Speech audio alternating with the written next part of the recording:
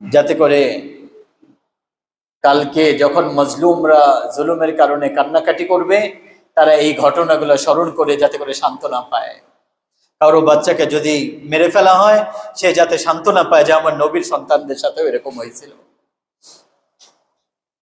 বর্তমানে আমাদের যে অবস্থা শুধু বাংলাদেশের না, পুরো পৃথিবীতে সমস্ত জায়গায় সমস্ত মুসলমানের, এটার কারণ মুসলমান তার জায়গা, তার উদ্দেশ্য, তার দায়িত্ব থেকে সরে গেছে। নামের মুসলমান আছে, যে মুসলমান আল্লাহ তাআলার কাছে মুসলমান, ওই মুসলমান হাতে গোনা কিছু মানুষ ছাড়া আর পাওয়াই যায় না। আল্লাহ তাআলার দৃষ্টিতে সবাই গুনাহগার ইল্লা মাশাআল্লাহ। সুদের ব্যবসা, ঘুষ, গুনার মধ্যে বেপরদেগি, দেখনেওয়ালারা পুরা রাত দেখে খারাপ জিনিস দেখতেছে, আর নামাজের তো কোনো হোশই নাই। ৯৫% মুসলমান বেনামাজি, ৯৫% বেনামাজি। তো আল্লাহ তাআলার কাছে ভালোর ফয়সলা, ভালোর আশা কিভাবে আমরা করতে পারি? সবচেয়ে ভয়ঙ্কর আযাব হবে কিয়ামতের ময়দানে সুদ খানে ওয়ালাদের। সেভিংস অ্যাকাউন্ট বন্ধ করে কারেন্ট অ্যাকাউন্টে নিয়ে আসি, যদি সম্পদ ব্যাংকে রাখতেই হয়। দুনিয়াতে বোঝা যাবে না, কিন্তু হাসরের ময়দানে বোঝা যাবে। উপরে আল্লাহ তাআলা থাকবেন আরশে, নিচে থাকবে তার রাসূল। কিভাবে আল্লাহ তাআলার বিরোধিতা আমরা করব? আমরা তো দুনিয়ার বন্দুক, দুনিয়ার গুলি ভয় পাই, আখিরাতে আল্লাহ তাআলার আযাব থেকে কিভাবে মোকাবেলা করব? এই জন্য সর্বপ্রথম কাজ হচ্ছে তওবা করা। তওবা করার পরে দ্বিতীয় দোষী হচ্ছে খুনি, সবচেয়ে ভয়ঙ্কর আযাব। কিয়ামতের ময়দানে না হক ভাবে কেউ কাউকে যখন খুন করবে সেটার হবে। যখন কোনো বেগুনাহ মারা যায়, তো তার ওই মারা যাওয়ার মুসলমান হওয়ার কারণে যদি ফরজ পুরা থাকে তার, আর গুনাহ থেকে, কবিরা গুনাহ থেকে পবিত্র থাকে, আর ওই অবস্থায় যদি কোনো খুনির হাতে সে মারা যায়, তার সমস্ত গুনাহ আল্লাহ তাআলা মাফ করে দেয়, আর শহীদের খাতায় তার নাম লেখা হয়। এই জমিনের বুকে অনেক নবীকেও শহীদ করা হয়েছে।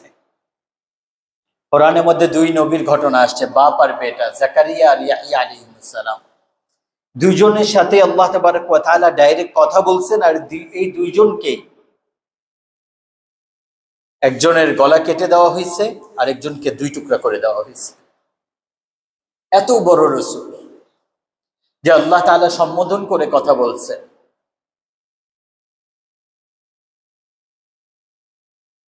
ইয়াহইয়া আলাইহিস সালামকে জাকারিয়া আলাইহিস সালাম, আল্লাহ তাআলা যাকে বলছেন ইয়া জাকারিয়া, কাফ হা ইয়া আইন সাদ, যিকরু রাহমাতি রাব্বিকা আবদাহু জাকারিয়া ইয নাদা রাব্বাহু নিদাআন খাফিয়া।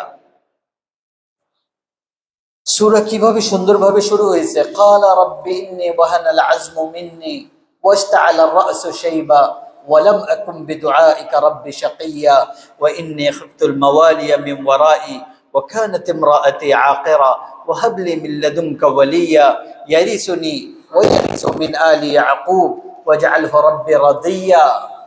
শুনেন, আল্লাহ তাআলা বলতেছেন ইয়া জাকারিয়া। এই পিছনে ঘটনা যেগুলো আয়াত বললাম জাকারিয়া আলাইহিস সালামের ঘটনা। ইয়া জাকারিয়া ইন্না নুবাশশিরুকা বিগুলাম ইসমুহু ইয়াহইয়া ক্বালা রাব্বি আন্না ইয়াকুনু লি গুলাম ওয়া কানাত ইমরাআতি আকিরা ওয়া ক্বাদ বালাগতু মিনাল কিবারি ইতিয়্যা ক্বালা কাযালিক ক্বালা রাব্বুকা হুয়া আলাইয়া হায়্যিন ওয়া ক্বাদ খালাকতুকা মিন ক্বাবলু ওয়া লাম তাকু শাইআ ক্বালা রাব্বি ইজআল লি আয়া قال آيتك ألا تكلم الناس ثلاث ليال سويا فخرج على قومه من المحراب فأوحى إليهم أن سبحوا بكرة وعشيا। এই সমস্ত জাকারিয়া আলাইহিস সালামের সন্তান কিভাবে হলো, ওনার নাম আল্লাহ তাআলা রাখছেন, ওনার সন্তানের নাম। জাকারিয়া আলাইহিস সালামের অবস্থা, ইহুদিরা ওনাকে ধরছেন, আর গাছের ভিতরে, আর ওনাকে কাটতেছেন করার দিয়ে, আর দুই টুকরা হয়ে গেছে, এক টুকরা এইদিকে আরেক টুকরা এইদিকে। আমাদের আল্লাহ এটাও দেখছেন। আর আমরা তো গুনাহগার মুসলমান, গুনাহ থেকে যদি পবিত্র হতাম তাহলে হয়তো বা কোনো ভালোর আশা করতে পারতাম। আর ওই জাকারিয়া আলাইহিস সালামকে আল্লাহ তাআলা বলছেন, তোমার সন্তানের সুসংবাদ তোমাকে, যার নাম আমি আল্লাহ নিজে রাখবো ইয়াহইয়া। আর আমি আল্লাহ তাআলা এর আগে কারোর নাম এটা রাখি নাই, শুধু তোমার সন্তানের জন্য। যখন আল্লাহ রাসূলের নাতি জন্ম নিল প্রথম হাসান, তাহলে ফাতেমার নাম রাখলেন হারব। তাহলে রাসূল বললেন, কি নাম রেখেছো সন্তানের? বলল হারব, মানে যোদ্ধা। তাহলে রাসূল বললেন, না, তার নাম হাসান রাখো। তারপর দ্বিতীয় সন্তান হযরত হুসাইন জন্ম নিলেন, বললে কি নাম রেখেছো? আবার বলল হারব, যোদ্ধা। তো আল্লাহ রাসূল বললেন, না, এটা হুসাইন। তারপর আল্লাহ রাসূল বলেছেন, এই দুই নাম প্রথমবার এই জমিনের বুকে কারো রাখা হচ্ছে, এটা আল্লাহ তাআলা আমার সন্তানদের জন্য বাছাই করে রেখেছিলেন। আজ পর্যন্ত জমিনের বুকে হাসান আর হুসাইন রাখা হয়নি, এটা প্রথমবার তাদের নাম রাখা হচ্ছে। ঠিক এরকম ভাবে ইয়াহইয়া আলাইহিস সালামের নাম আল্লাহ বলেন, এই নাম আমি রেখেছি, এর আগে কারো রাখা হয়নি। আল্লাহ বললেন, খুযিল কিতাবা বিকুওয়া ওয়া আতাইনাহুল হুকমা সাবিয়্যা ওয়া হানানাম মিন লাদুন্না ওয়া যাকা ওয়া কানা তাকিয়্যা ওয়া বাররাম বিওয়ালিদাইহি ওয়া লাম ইয়াকুন জাব্বারান আসিয়্যা ওয়া সালামুন আলাইহি ইয়াওমা উলিদা ওয়া ইয়াওমা ইয়ামুতু ওয়া ইয়াওমা ইউবআসু হাইয়্যা। কি বলছেন? আল্লাহ বলতেছেন, তার উপর আমার সালাম, এ তাকওয়াওয়ালা, এ পবিত্র, এ নামাজওয়ালা, মা বাবার ফরমাবরদার। কোরআন ইয়াহইয়া আলাইহিস সালামের প্রশংসা করতেছেন। আর ওনার সাথে কি হয়েছিল? আমরা তো বকরি জব হতে দেখছি, নবী জব হতে দেখি। ওনার হাত পা বাঁধা, আর ইহুদি বাদশার দরবারে ওনাকে কাঠের উপরে শোয়ানো, আর এক ইহুদি জল্লাদের হাতে ছুরি, আর সে মাথা ধরে এরকম জব করতেছে যেরকম বকরি জব করা হয়। ওনার কল্লা আলাদা হয়ে গেছে, শরীর আলাদা হয়ে গেছে। এই ঘটনার 1000 বছর পরে ওয়ালিদ বিন আব্দুল মালিক বনু উমাইয়ার ক্ষমতাধর ছিল। সে জামে মসজিদ বানিয়েছে, এখন ওই মসজিদ বানানো আছে দামেস্কে, যে জায়গায় ঈসা আলাইহিস সালাম অবতীর্ণ হবে, যে মসজিদের ছাদের উপর। ওই মসজিদ বানানোর জন্য খনন করা হচ্ছিল। তো ওখান থেকে একটা সিন্দুক বের হয়েছে, একটা সিন্দুক, ওটা খোলা হয়েছে। তো তার ভিতরে একটা কাটা কল্লা মাথা, যার থেকে তাজা রক্ত বের হচ্ছে। আর সিন্দুকের উপরে লেখা ছিল ইয়াহইয়া ইবনে জাকারিয়া, ইয়াহইয়া আলাইহিস সালামের। এই ঘটনা অনেক পুরাণ।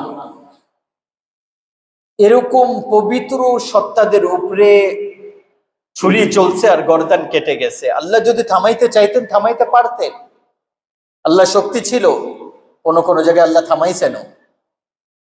কিন্তু এই ঘটনা এই জন্য, যাতে করে কালকে যখন মজলুমরা জুলুমের কারণে কান্নাকাটি করবে, তারা এই ঘটনাগুলো স্মরণ করে যাতে করে সান্ত্বনা পায়। কারো বাচ্চাকে যদি মেরে ফেলা হয়, সে যাতে সান্ত্বনা পায় যে আমার নবীর সন্তানদের সাথেও এরকম হয়েছিল।